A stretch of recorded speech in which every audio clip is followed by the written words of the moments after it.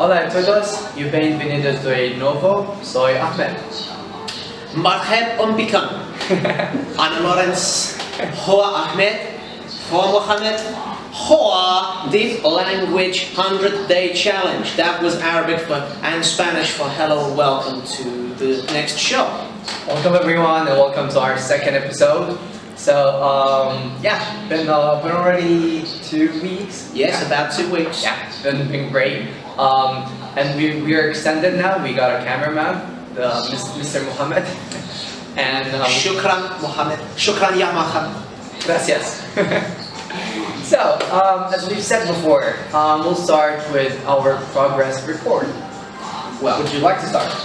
Certainly, I will start. Well, I've learned some sentences and vocabulary mostly related to directions and eating. So, for instance, I can say, أين محطة الحجاز يا سيد? Where is the train station, sir? أين محطة القطار؟ القطار. محطة القطار. هناك. It's over there. هي هناك. Or أين الشارع الحمراء؟ يا ناس, where is Algebra Street? This. هو هنا. You see, streets are masculine and train stations are feminine, which kind of makes sense. Yeah. One's long and one's kind of round. Okay. I can also say, I can ask people if they want to eat something and when. تحب أن تأكل شيئا يا أحمد? No. I ask him, do you want to eat something? أنا جائع. Yes. I could say, متى تحب تأكل شيئا؟ الآن. Now. Or بعد قليل. بعد قليل. Later. أنا أشرب. أنت تشرب. أنت تشربي. I drink. You drink man. You drink feminine. Okay, that kind of thing. You get the idea. That's great. Wow. That's my progress. What's your? That is a lot of it. Well, I feel ashamed now. Not that much, apparently, but reached the first level on Duolingo. That was very, very helpful. Though it was concentrated only giving me vocabularies, a lot of vocabularies. There was no phrases or sentences or any grammar, so I decided to go on a course, and that helped me. So I guess I've already learned somewhat of 100 to 200 words in Spanish now. I can say words like yo necesito comprar ropa. I need to buy some clothes. Yo necesito comprar casa. I need to buy a house. Or like a lot of different words. Él es un hombre. Él es mi amigo. No. Ella es muy amiga. Stuff like that. And Spanish also has this masculine and feminine thing, like Arabic, but more complicated. I would say so. Yeah, and they have like 2 types of verb to be. There's the ser, verb to be, and then there's the estese, verb to be. The ser, verb to be goes with the word hoppen, permanent, occupation, place, intentions, and nationality. And then the other one goes for temporary and places. So a lot to take in, a lot of grammar, a lot of vocabularies. Still trying to put on to make sentences and phrases so that I can start any conversation, any small conversation. But I guess I'm getting there. I'm taking it in steps. I'm like trying to get the foundations built very well, vocabularies. It doesn't matter how many mistakes I make or whatever. I'm trying to build a foundation. Yes. The vocabulary and then grammar, know how to actually put those vocabulary together. It's like a puzzle, like making a puzzle. And then I will try to speak more and then make a Spanish environment for myself. And that would go with watching films or series or, I don't know, talking to Spanish people. Yes. So it's one step of a very long process, but I'm getting there. You too. Good progress indeed. All right. Well, resources. Resources. How do we learn? Now, one thing I neglected to mention in my progress report. Last week I said I'd learned the Arabic alphabet and just got it. Actually, it turned out I was wrong about something quite important. There's a letter in Arabic called ya, which I thought always made it sound like ya. It doesn't. It's only a ya at the beginning of a word. Anywhere else it makes an e sound. I know this because I've been working through Pimsleur's reading booklet. You look at the book, you try and say it, and there's a tape recording that's gonna, not a tape recording, there's an audio file that's gonna then read it so you can check what you said against what that says and see if you're wrong. That's great. Yes, very helpful. Very helpful. Yes. Yeah. I want to add one, which is a book I'll mention later, and I'll get you the author later, called A Mind for Numbers. It's about learning math. It's very useful for languages as well, and we'll tell you why a little bit later. That's great. How about your resources? So I've completely changed all my previous resources so that I try to experiment more, so that I give a good recommendation. Okay. But I'm still using Duolingo. Duolingo is like a very, very fun thing. I use it in the metro, when I'm waiting for a friend. It's like whenever I am, wherever I am, I can use it. 5 minutes, 10 minutes lesson. Very helpful, and it teaches in a very good way. Would you say it's gamified? So it's almost like playing a game. More or less, yeah. It's like Gamification's good. yeah, so pretty good, very fun. You don't feel the tense of studying, so Duolingo. And then I found a very, very helpful Spanish YouTube channel. It's not Spanish, it's languages actually, but they have a Spanish course. It's called AID. You can find it on YouTube. I'll put it down in the description box, Okay. their link. And also I found an online course on futurelearn.com. Futurelearn.com is a website that provides a lot of free online courses. You could go on, learn whatever you want. They have a series of Spanish courses for beginners. Unfortunately, I missed the first course, level 1, which was an introduction to the language.